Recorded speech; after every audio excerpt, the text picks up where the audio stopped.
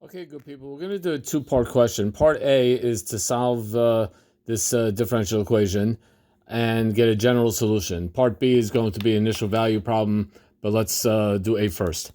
So what we have to do first is to find YC and then find YP. I like to find YC first because just to make sure that either the 2x is not part of our YC, because if it is, we're in trouble.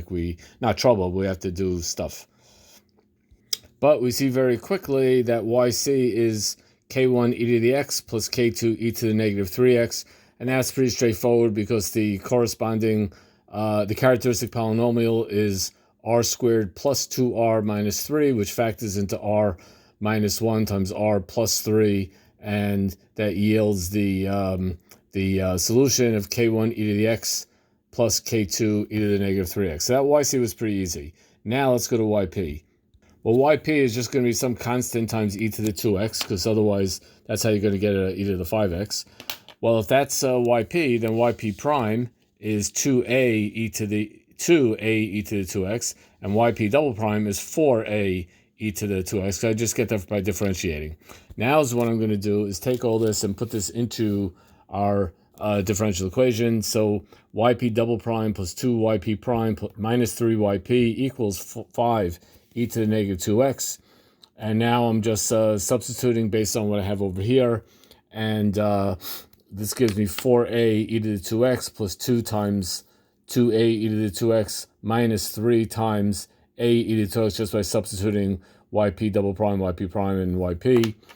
And that gives us a grand total of 4 plus 4 minus 3, which is 5. 5a equals 5 e to the 2x, and it's very clear from this that a equals 1. Once a equals 1, that means yp is going to be equal to e to the 2x, just plain e to the 2x, which means our general solution is going to be k1 e to the x plus k2 e to the negative 3x plus e to the 2x, and that is our general solution of the differential equation. Now we're going to go to question B, and that's going to be initial value of part B of this question.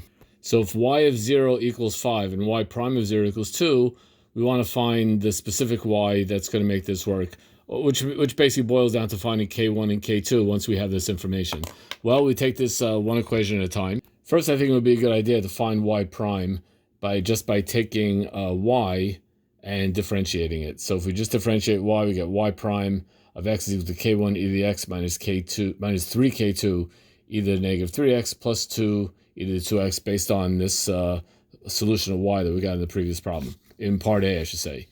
Now we just plug in for this guy right here, we plug in x equals 0 and y equals 5, and it boils down to this top equation.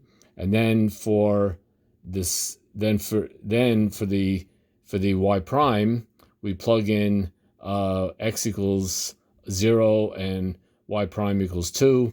So we get 2 equals this.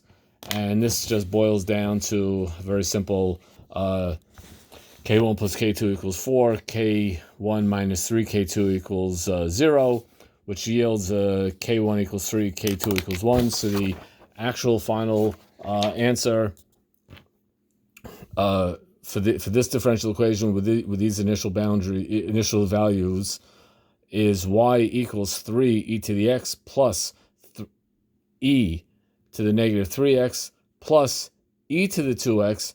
That would be the solution, that would be the answer for the general differential equation with these specific values, these initial values. And so here's the general solution. In general, here's the specific solution given the initial values that we have, and that is how we do that.